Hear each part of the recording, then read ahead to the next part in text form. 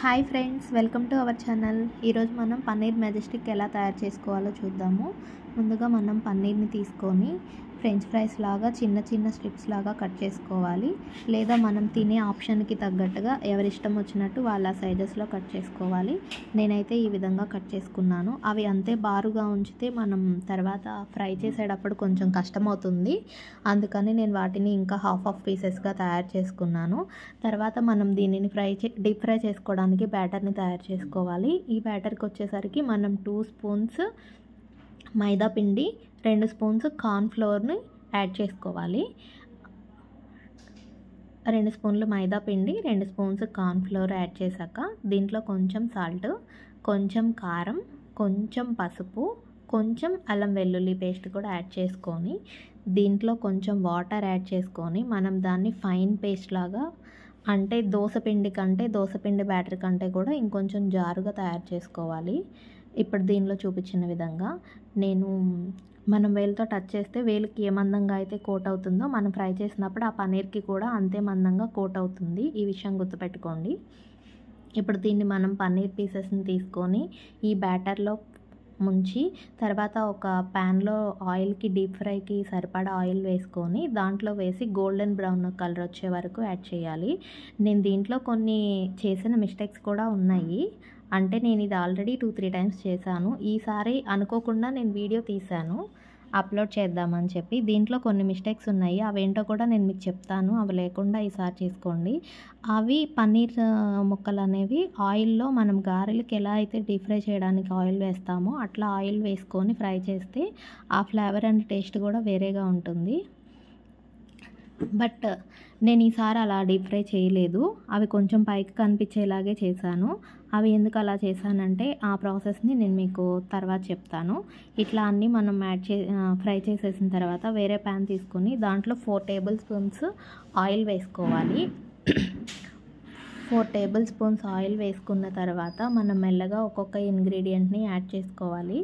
ఫస్ట్గా దీంట్లో వచ్చేసి మనం జీలకర్ర యాడ్ చేసుకోవాలి. ఇదంతా మనం హై ఫ్లేమ్లోనే యాడ్ చేయాలి కాబట్టి నూనె వేడెక్కేంత వరకు వెయిట్ చేస్తే అవి మనం ఇంగ్రీడియంట్స్ వేసి కలిపేలోపే అవి మాడిపోతాయి. సో అందుకని అన్నీ ఒకేసారి వెంటనే వేసేయాలి. జీలకర్ర వేసిన తర్వాత చిన్నులపై తరుగు వేసుకోవాలి. తర్వాత 2 ఎండుమిర్చి, జీడిపప్పు వేసుకోవాలి. తర్వాత 2 పచ్చిమిరపకాయలు కొంచెం పొడవుగా బారుగా కట్ చేసుకొని, ఒక పచ్చిమిరపకాయని 4 పీసెస్గా కట్ చేస్తాం కదా మనం, అలా 2 పచ్చిమిరపకాయలను కూడా కట్ చేసుకొని ఆయిల్లో వేసుకోవాలి. తర్వాత వాటిని కంటిన్యూస్గా మనం కదుపుతూ ఉండాలి. ఈ ప్రాసెస్ మొత్తం మనం హై ఫ్లేమ్లోనే చేయాలి. హై ఫ్లేమ్లో చేస్తే మాత్రమే మనకి ఆ ఫ్లేవర్స్ అండ్ టేస్ట్ వస్తుంది. ఇప్పుడు దానిలో ఉన్న జీడిపప్పులు మొత్తం మనకి golden brown colour, light golden shade వచ్చేంత వరకు మనం వాటిని డీప్ ఫ్రై చేసుకోవాలి. అలా చేసిన తర్వాత కొంచెం కరివేపాకు యాడ్ చేయండి. ఈ స్టేజ్లోనే మనం ఆనియన్స్ ఉంటాయి, ఆనియన్ ముక్కల్ని యాడ్ చేసుకోవాలి. సన్నగా కట్ చేసుకొని కొంచెం పసుపు కూడా యాడ్ చేసుకోవాలి. నేను ఈ స్టేజ్లో మర్చిపోయాను, వాటిని తర్వాత యాడ్ చేశాను. సో మీరు ఆ మిస్టేక్ చేయకండి. దీంట్లో సాల్ట్ యాడ్ చేశాను. సాల్ట్తో పాటు ఇదే టైంలో కారం కూడా యాడ్ చేయాలి. కారం మర్చిపోయాను, కానీ టేస్ట్ బాగానే ఉంది మనం పచ్చిమిర్చి వేసాం కాబట్టి. అండ్ మీరైతే ఆ మిస్టేక్ చేయకండి. తర్వాత ఇప్పుడు జీలకర్ర పొడి 1 స్పూను, ధనియాల పొడి 1 స్పూను, హాఫ్ టేబుల్ స్పూన్ ఏమో గరం మసాలా పౌడర్ని యాడ్ చేసుకొని మొత్తం మనం కలుపుకోవాలి. వీటికంటే ముందు మనం క్యాప్సికమ్ ముక్కల్ని యాడ్ చేసాము. అవి చేసిన తర్వాత వెంటనే అవి అసలు మగ్గకూడదు, క్రంచీగానే ఉండాలి. అవి యాడ్ చేసిన వెంటనే మనం పెరుగుని ముందే చిలికి పెట్టుకొని దాన్ని యాడ్ చేయాలి. దాన్ని వేయగానే ఆ హీట్కి వెంటనే తరకల్లాగా విడిపోతుంది. అలా విడిపోయిన వెంటనే మనం ఫ్రెష్ క్రీమ్ ఉంటే ఫ్రెష్ క్రీమ్ లేదా మీగడని కొంచెం కలుపుకొని దానిని వేయాలి. అది వేయడం వల్ల కొంచెం చిక్కగా అనిపిస్తుంది. మనకి పన్నీర్ మెజెస్టిక్ అనేది క్రిస్పీగా కావాలి అనుకుంటేనేమో మనం ఈ స్టేజ్లోనే ఆ పన్నీర్ ముక్కల్ని వేసి కలిపేస్తే సరిపోతుంది. లేదా కొంచెం జ్యూసీగా కావాలి అనుకున్న వాళ్ళు కొంచెం వాటర్ యాడ్ చేసుకోవాలి. నేను ఇందాక ఆనియన్స్ మర్చిపోయానని చెప్పాను కదా, అందుకని వాటిని ఇక్కడ యాడ్ చేశాను.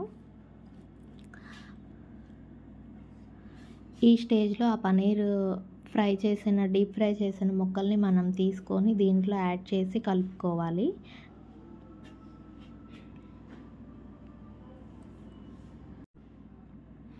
ఇలా డీప్ ఫ్రై చేసిన పన్నీర్ ముక్కలన్నీ తీసుకొని దాంట్లో కలిపేసి కొంచెం అలా కదపాలి మొత్తం పట్టే వరకు. అవి మొత్తం మామూలుగా వాటర్ యాడ్ చేయకుండా ఉంటే అవి మొత్తం పీల్చుకుంటాయి. అలా డ్రైగా దగ్గరగా చాలా థిక్గా అనిపిస్తుంది. అది ఒక ప్రాసెస్. కొంచెం జ్యూసీగా ఇష్టపడే వాళ్ళకి ఇలా చేసుకుంటారు. మాకు కొంచెం ఇలా ఇష్టం కాబట్టి ఇలా చేశాను. ఇందాకడ డీప్ ఫ్రైలో ఆయిల్ ఎక్కువ వేయలేదు అనే దానికి నేను మీకు చెప్పాను కదా, ఆయిల్ దగ్గరగా ఎక్కువ గారెలకు వేసినట్టు మనం వేసి ఫ్రై చేసినప్పుడు ఏం జరుగుతుందంటే అవి 2, 3 మాత్రమే మనం ఫ్రై చేయగలం. సో టైం ఎక్కువ ప్రాసెస్ పడుతుంది. ఎందుకంటే అవి పైకి వేగి పైకి లేచిన తర్వాత ఒకదానికొకటి అంటుకుపోతూ ఉంటాయి. అందుకని చెప్పి అలా వేస్తే అంటుకోకుండా అక్కడే ఫ్రై అవుతాయి, మనం తిప్పుకుందామని చెప్పి నేను ఆయిల్ తక్కువగా వేశాను. అదొక మెథడ్. పన్నీర్ మ్యాజిస్టిక్ వచ్చేసి ఏంటంటే మనం ఇంట్లో చేసే ప్రతి వంటకి టేస్టింగ్ సాల్ట్ అనేది మనం అస్సలు యాడ్ చేయము. కాకపోతే దీనికి కొంచెమన్నా యాడ్ చేస్తేనే ఆ ఫ్లేవర్ తెలుస్తుంది. కాబట్టి పన్నీర్ మ్యాజిస్టిక్కి టేస్టింగ్ సాల్ట్ అనేది మస్ట్ అండ్ షుడ్. కాబట్టి నేను కొంచెం యాడ్ చేశాను. అండ్ లాస్ట్ అండ్ ఫైనల్ వచ్చేసి కొంచెం కొత్తిమీర, పుదీనా వేసేసి ఒకసారి అలా కదిపేసి ఇంకా పక్కకు పెట్టేసేయడమే. టేస్టీగా ఉండే పన్నీర్ మ్యాజిస్టిక్ రెడీ అయిపోయినట్టే. రెస్టారెంట్లో మనం చాలా కాస్ట్తో తినాల్సిన పన్నీర్ మ్యాజిస్టిక్ చాలా ఇంట్లోనే ఈజీగా ప్రిపేర్ చేసేసుకోవచ్చు. ఒకసారి ఎప్పుడన్నా ట్రై చేయండి. మీ అందరికీ నచ్చుతుందని చెప్పి అనుకుంటున్నాను. Thank you very much.